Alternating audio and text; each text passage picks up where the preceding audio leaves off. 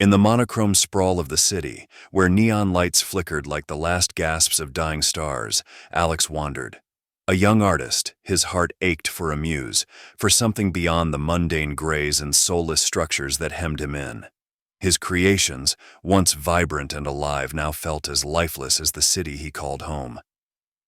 It was on one such night, amidst the labyrinth of urban decay, that Alex found the invitation. It was not just a card, but a work of art in itself, adorned with intricate crimson designs that seemed to pulse with an inner life. The words "Crimson Shadow," "An Exhibit Beyond Veils" were embossed in gold, and beneath, an address whispered promises of unseen worlds.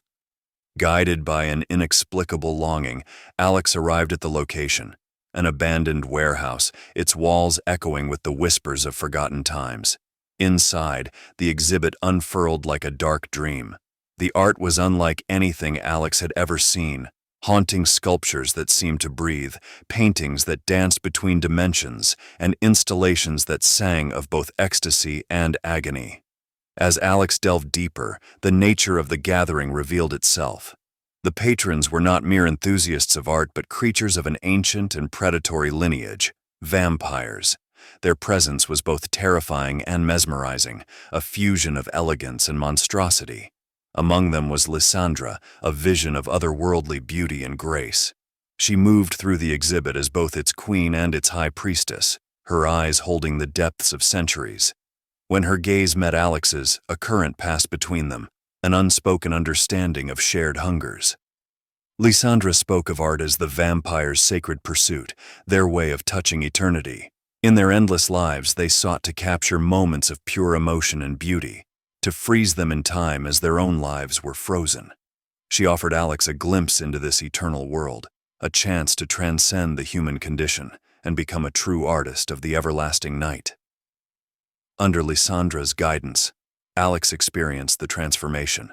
It was an awakening, a shattering of all he thought he knew. His senses exploded into new realms of perception, and he saw the world in a myriad of colors unknown to human eyes. The thirst, a deep, insatiable longing, coursed through him, and with it, a newfound creativity that set his soul ablaze.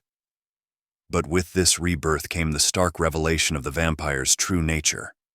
Their art was not merely a celebration of beauty. It was a monument to their conquests and a testament to their dominion over life and death. Each piece in the exhibit was a frozen echo of a victim's last moments, a twisted tribute to the terror and despair they had harvested. Alex's euphoria crumbled as he witnessed the creation of a new masterpiece. A young woman, her eyes wide with fear, was transformed before him into a living statue, her final scream eternally etched into her petrified features. It was not art. It was a grotesque perversion, a corruption of everything Alex held dear in his craft. The realization hit him like a cold wave. He was not just a witness to this horror, he was now a part of it, a participant in their macabre ritual. His hands, once instruments of creation, were now tools of a never-ending nightmare. Haunted by the woman's petrified scream, Alex wrestled with his new existence. The vampire's gift of eternal life and artistic inspiration was a poisoned chalice, filled with the blood of innocence. His every brushstroke now felt tainted, a grim reminder of the price of immortality. The allure of the vampire's world, once so enticing, now filled him with revulsion. Yet the thirst, the primal hunger for blood, gnawed at his conscience, threatening to consume what remained of his humanity. Alex confronted Lysandra, his heart a maelstrom of anger and despair. He accused her of perverting the true essence of art, of turning beauty into an instrument of horror. Lysandra, unfazed, revealed her grand vision: to create a citywide exhibit, a testament to their power where humans were not just subjects but canvases. In her eyes, Alex saw the depth of her conviction, a dark mirror of his own artistic passion, twisted into something unrecognizable. He knew then that he had to stop her, to prevent this nightmare from engulfing the world. The struggle between Alex and Lysandra wasn't just physical but ideological. Amidst the surreal backdrop of the exhibit, they clashed, their powers both a spectacle of horror and beauty. Alex, fueled by a desperate need to reclaim his humanity, fought not just for himself but for all those Lysandra sought to ensnare in her twisted vision. The warehouse, a cathedral of the macabre, became their battleground.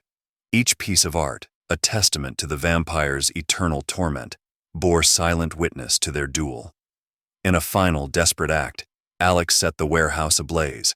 Flames consumed the twisted artworks, liberating the trapped souls within. Lysandra, engulfed in the inferno, screamed not in pain but in fury for her lost creations. As the fire raged, Alex felt a cathartic release. The destruction of the exhibit was more than an end to Lysandra's plans.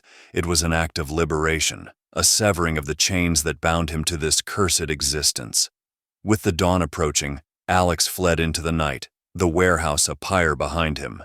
He was now a creature of the shadows, forever changed, forever haunted by his brief sojourn into a world where art and horror were one. In the solitude of his existence, Alex found a new purpose. He continued to create, but his art was different now. It was a reflection of his journey, a mix of beauty and sorrow, a narrative of a soul caught between two worlds. In a secluded gallery under an assumed name, Alex displayed his new works. They spoke of loss and redemption, of the thin line between human and monster. Those who saw them felt a profound connection, a glimpse into the depths of the human heart. But even as he embraced his new path, the thirst lingered, a constant reminder of the darkness within. Alex walked the earth, a guardian of a secret history, a bridge between the light of humanity and the shadows of the night. In the quiet moments, he wondered if he had truly escaped Lysandra's influence, or if he had simply become another chapter in the endless saga of the Crimson Shadow.